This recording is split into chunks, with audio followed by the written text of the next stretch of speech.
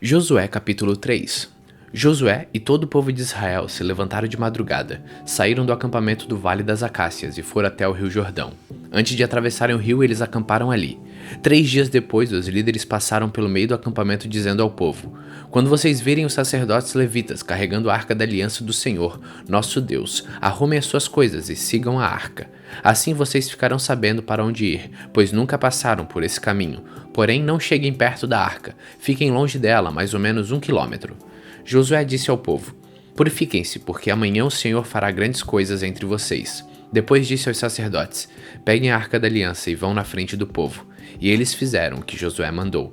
Aí o Senhor disse a Josué: "Por causa daquilo que vou fazer hoje, todo o povo de Israel vai saber que você é um grande homem. Eles saberão que assim como estive com Moisés, também estarei com você."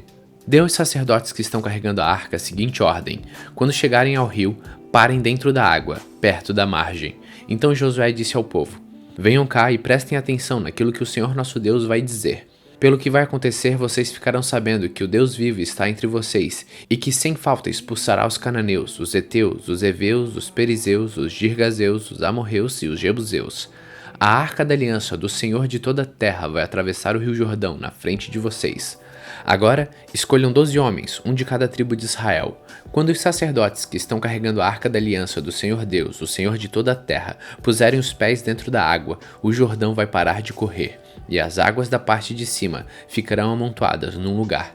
Era tempo de colheita, e as águas do rio haviam coberto as margens. Foi nessa ocasião que o povo saiu do acampamento para atravessar o Jordão.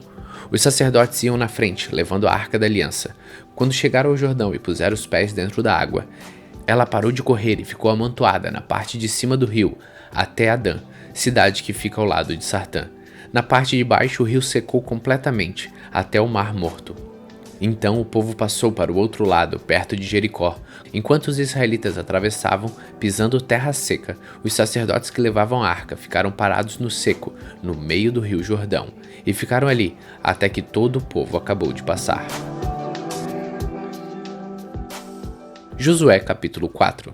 Quando todo o povo de Israel acabou de atravessar o rio Jordão, o Senhor disse a Josué: "Escolha 12 homens, um de cada tribo, e dê esta ordem: peguem 12 pedras do meio do rio Jordão, do lugar onde os sacerdotes ficaram parados. Levem essas pedras e coloquem onde acamparem hoje à noite." Então Josué chamou os 12 homens que havia escolhido e disse: "Passem adiante da arca da aliança do Senhor, o Deus de vocês, e sigam até o meio do Jordão. Cada um ponha no ombro uma pedra, uma para cada tribo de Israel. Essas pedras ajudarão o povo a lembrar daquilo que o Senhor tem feito.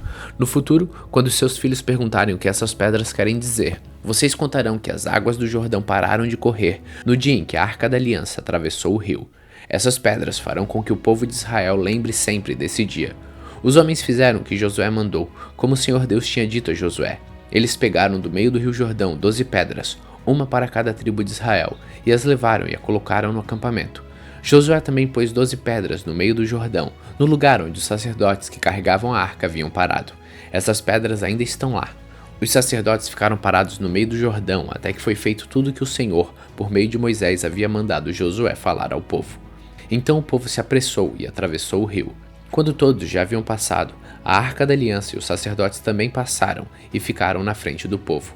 Os homens da tribo de Ruben, de Gade e de Manassés do leste atravessaram antes do resto do povo, prontos para a batalha, conforme Moisés tinha dito. Mais ou menos 40.000 homens, preparados para a guerra, marcharam diante de Deus, o Senhor, indo para o lado da planície de Jericó.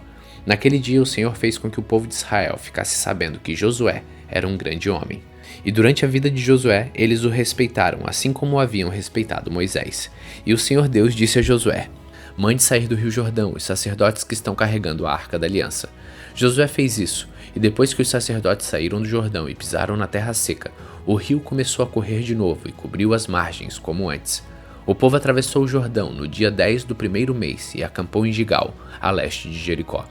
Ali Josué fez um monumento com as 12 pedras que havia tirado do Jordão, e disse ao povo de Israel: "Quando no futuro os filhos perguntarem aos pais o que estas pedras querem dizer, vocês explicarão que o povo de Israel atravessou o rio Jordão em terra seca. O Senhor, o Deus de vocês, secou o Jordão para vocês atravessarem, assim como secou o Mar Vermelho para nós passarmos. Por causa disso, todos os povos da terra vão reconhecer o poder do Senhor, o Deus de vocês, e vocês o respeitarão para sempre."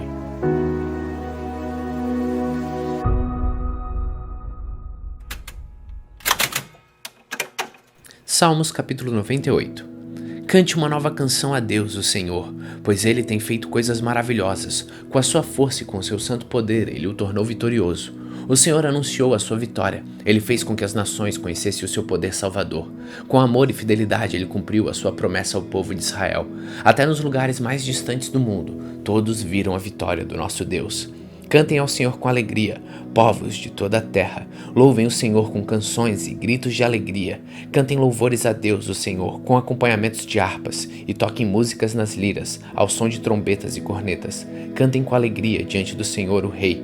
Ruja o mar e todas as criaturas que nele vivem. Cante a terra e os seus moradores. Rios batam palmas, montes cantem com alegria diante do Senhor, porque Ele vem governar a terra. Ele governará os povos do mundo com justiça e de acordo com o que é direito.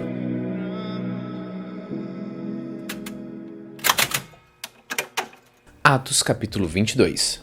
Meus senhores, irmãos e pais, escutem o que eu vou dizer a vocês em minha defesa.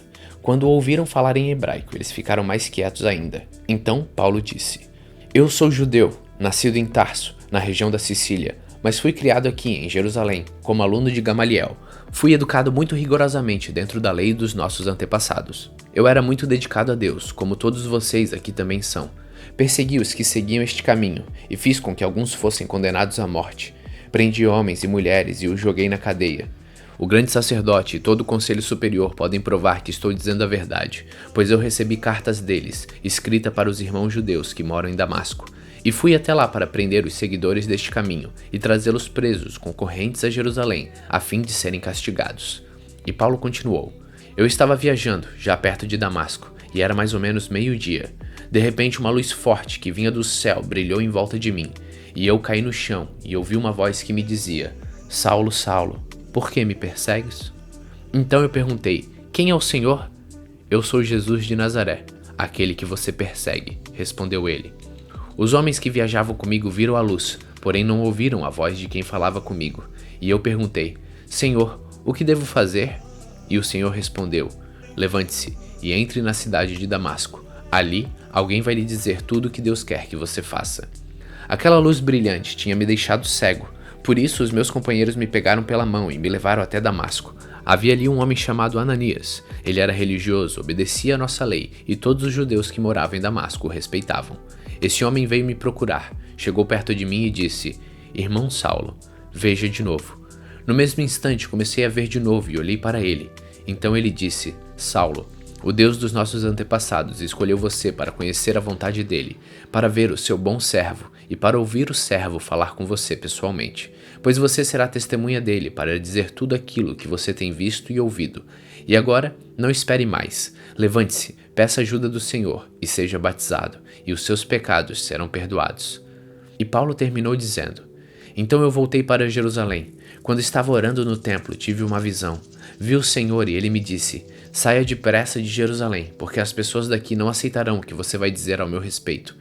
Eu respondi: Senhor, eles sabem muito bem que eu ia às sinagogas e prendi os que criam em ti e batia neles. Quando estavam matando Estevão, que falava a respeito de ti, ó Senhor, eu estava ali, concordando com aquele crime, e até tomei conta das capas dos assassinos dele. Aí o Senhor disse: Vá, pois eu vou enviá-lo para bem longe. Vou enviá-lo aos não-judeus. A multidão ficou ouvindo Paulo até que ele disse isso. Mas aí eles começaram a gritar com toda a força: Matem esse homem! Ele não merece viver! Eles gritavam, sacudiam as capas no ar e jogavam poeira para cima. Então o comandante mandou que os soldados levassem Paulo para dentro da fortaleza. Mandou também que o chicoteassem, para que ele contasse por que a multidão estava gritando contra ele. Porém, quando o estavam amarrando para chicoteá-lo, Paulo perguntou ao oficial romano que estava perto dele: Será que você tem o direito de chicotear um cidadão romano, especialmente um que não foi condenado por nenhum crime? Quando o oficial ouviu isso, foi falar com o comandante e disse: O que é que o senhor vai fazer? Aquele homem é cidadão romano. Então o comandante foi falar com Paulo e perguntou: Me diga uma coisa, você é mesmo cidadão romano? Sou, respondeu Paulo. Aí o comandante disse: Eu também sou, e isso me custou muito dinheiro. Paulo respondeu: Pois eu sou cidadão romano de nascimento. Imediatamente os homens que iam chicoteá-lo recuaram, e o próprio comandante ficou com medo ao saber que Paulo era cidadão romano, e ele tinha mandado amarrá-lo. O comandante queria saber com certeza por que os judeus estavam acusando Paulo. Então, no dia seguinte, mandou que tirassem as correntes que prendiam e ordenou que o chefe dos sacerdotes e todo o conselho superior se reunissem. Depois, mandou que trouxessem Paulo e colocassem na frente deles.